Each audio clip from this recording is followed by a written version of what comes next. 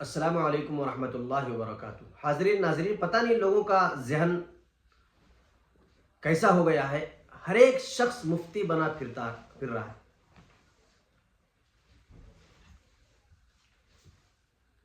افسوس ہوتا ہے لوگوں پر، ہر ایک شخص آج مفتی بنا ہوا ہے، ہر ایک شخص آج فتویٰ دے رہا ہے۔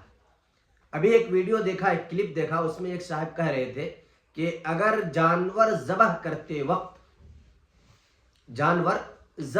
وقت اگر قبلہ کی طرف اس کا رخ نہیں کیا گیا، قبلہ سمت جانور کا چہرہ نہیں کیا گیا تو اس کا کھانا جائز نہیں۔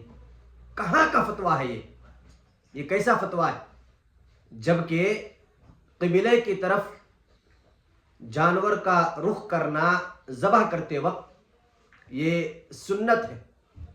ہاں، اتنا ہو کہہ سکتے ہیں کہ خلاف سنت کام ہوا، خلاف سنت ذبح کیا گیا، لیکن سرے سے یہ کہہ دینا کہ قبلہ کی طرف جانور کو ذبح کرتے وقت اگر رخ نہیں کیا گیا، چہرہ نہیں کیا گیا تو اس کا کھانا ناجائز ہو گیا، حرام ہو گیا، اس طریقے کی باتیں کرنا اور اس طریقے کا فتویٰ لگانا اور لوگوں کے ذہن میں ایک خلجان پیدا کرنا کہاں تک درست ہے؟